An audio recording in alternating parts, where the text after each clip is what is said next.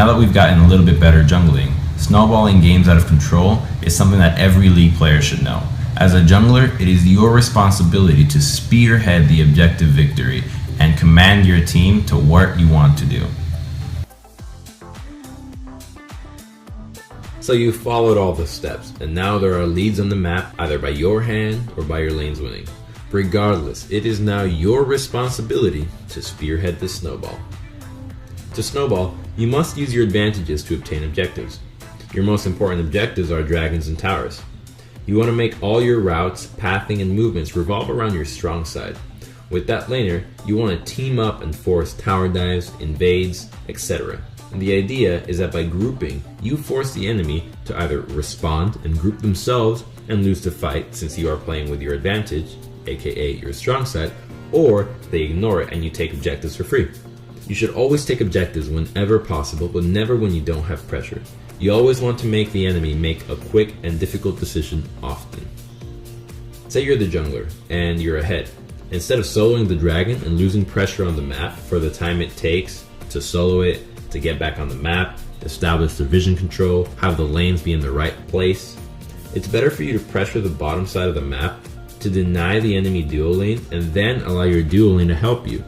Then you 3-man the dragon, and this way you can either A, get a fight while you're ahead, B, the enemy cannot contest the dragon as the enemy dual lane has to farm into the tower, and you do the dragon much faster since you're 3-manning, or you get a tower dive and you get a dragon for free.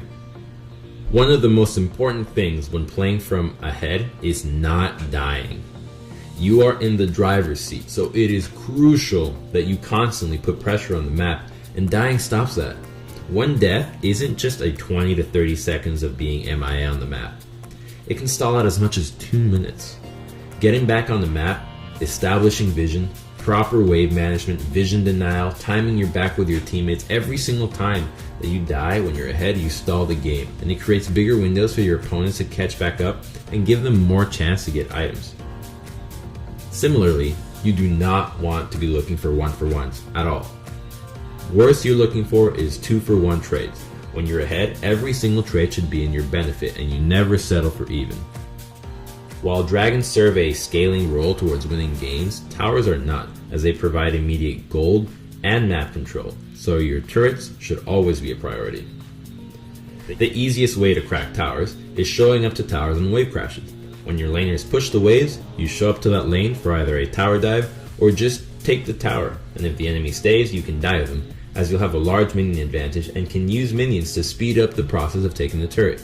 You do not want to linger, as it slows you down and gives the enemy time to catch up. You're ahead. It's a ticking clock.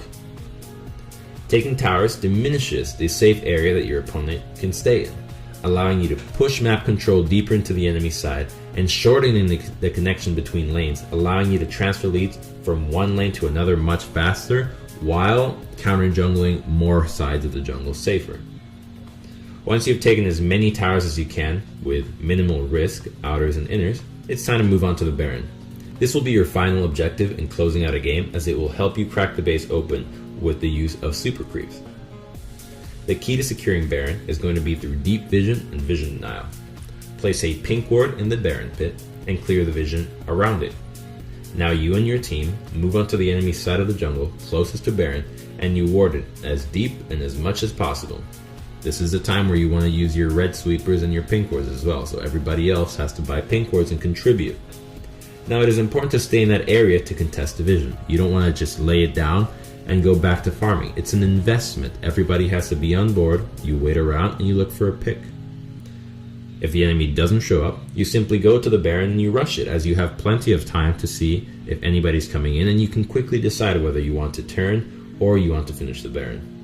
Now this is the most basic way of snowballing through objectives, and once you master this way of playing, you'll find yourself winning games more often than not, even from a deficit.